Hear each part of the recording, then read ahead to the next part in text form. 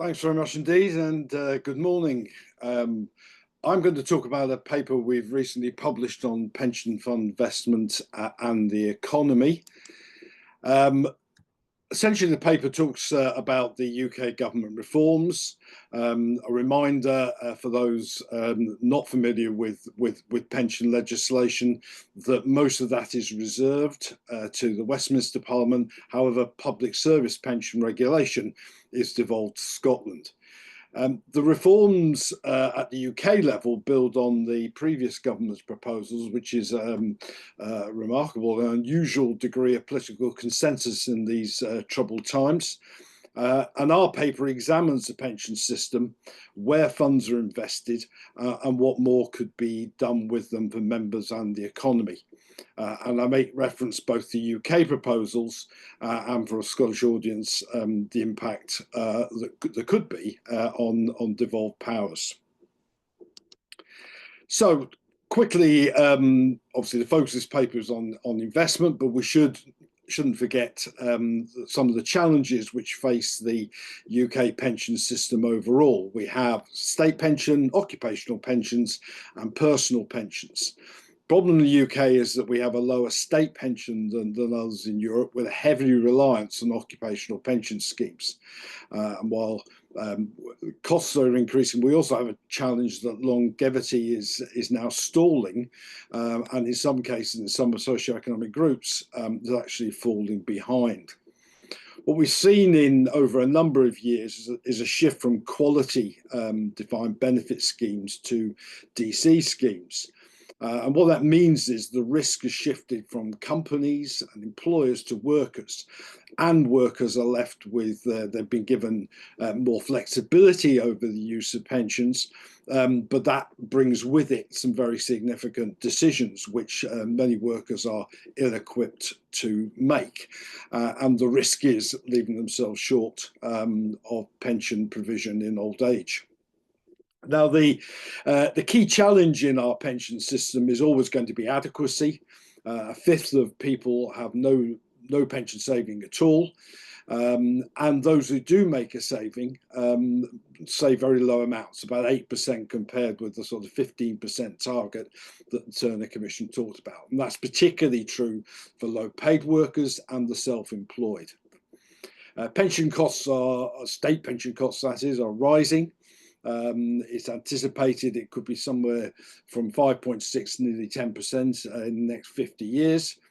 And we also have a big pension gap in terms of gender. Now that's a huge gap, nearly 40%. And that reflects obviously the gender pay gap, although that's much lower than this, but also reflects the sort of career gaps carer gaps that women typically have. Taxation reform has been sort of much debate, but we actually didn't see very much of that in the last budget. But I don't think that's the end of the story. There's a debate around the tax-free lump sum, what national insurance contributions should apply to pension contributions, and a debate about whether there should be a single rate of tax relief on contributions.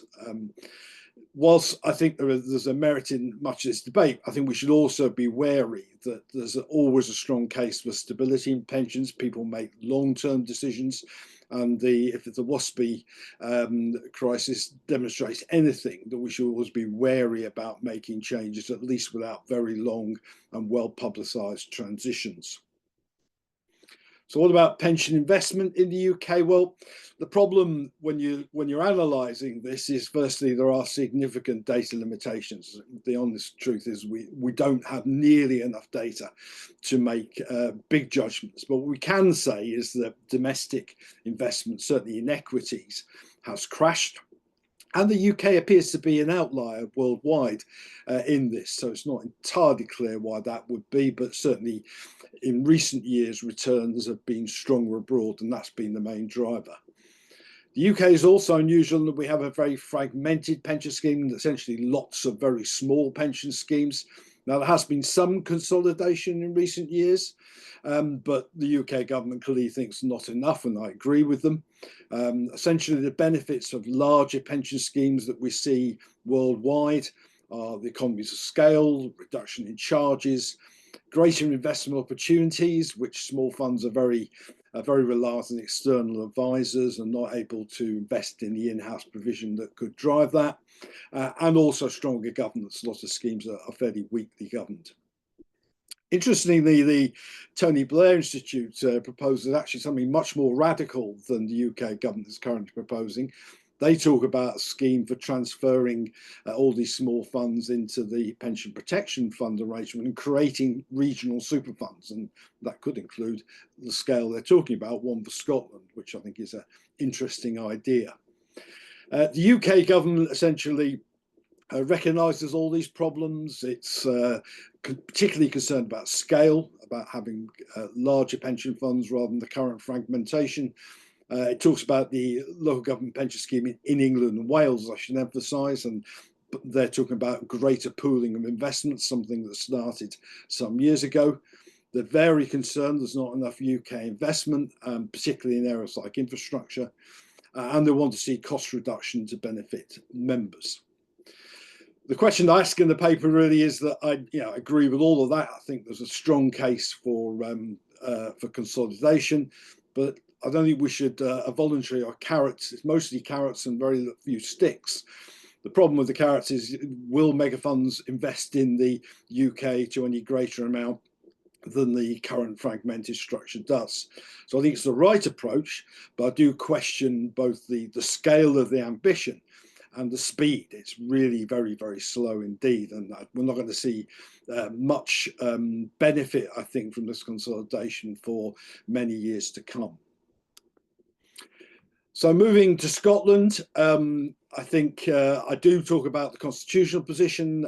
In a previous paper on employment law devolution, we looked at this and concluded there's a pretty weak case for devolving occupational pension law to Scotland. Essentially, it would just mean more fragmentation and cause really big difficulties for particularly for big company pension schemes. There is a question of independence, though the Scottish Government hasn't published any detail on that, so it's a bit difficult to analyse how they propose to deal with that. What we do talk about is that there's the scope for devolution in terms of devolving public sector pension law. We think that's strong. At the moment, it's just regulation, but with the exception of the local government scheme, the Treasury essentially has a veto on any change, and we saw that with some legislation the previous Conservative government introduced. The Scottish local government pension scheme is devolved. It's the largest pension scheme in Scotland by some considerable distance, and the chart there is my breakdown. I've been through the accounts and given you a breakdown, about £65 billion of assets to be invested. The headings are a bit hit and miss, to be honest. Sadly, the pension funds don't use a standard reporting mechanism, so you have to sort of lump them together. So it's a rough and ready guide to where the money's going to in relation to their current investments. What we do know is that equities, as elsewhere, are going largely out with the UK. But there is an increase in infrastructure investment in recent years, which is welcome.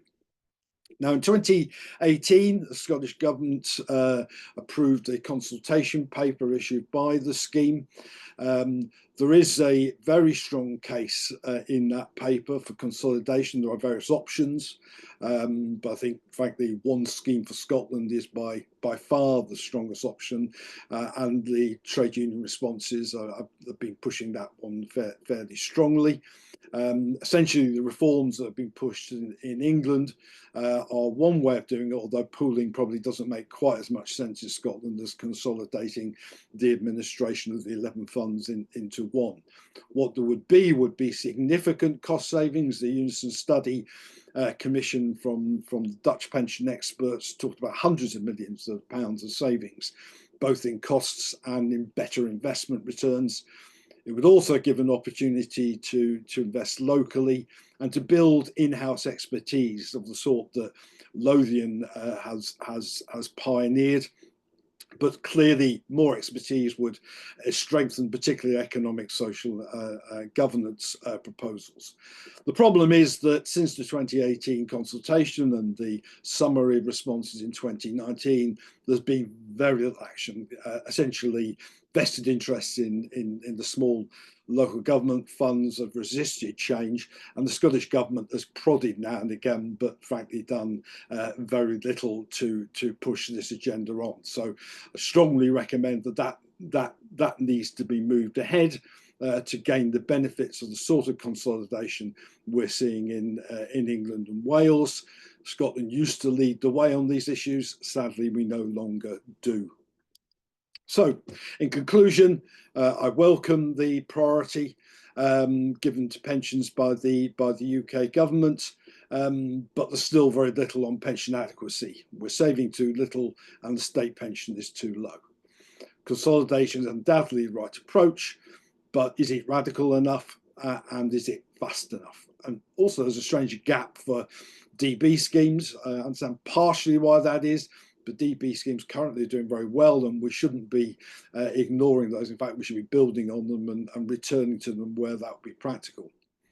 There is a case for some additional devolution, but we have existing powers in Scotland to take action, particularly over the Scottish Local Government Pension Scheme, and we should be doing that at a much faster pace. So overall, it's the right direction, but I do point to gaps and the slow speed of change. In summary, pension funds could do more for members and for the economy. You can read the full paper by downloading it free of charge off our website. Hope that's helpful, and I'd be happy to deal with any questions.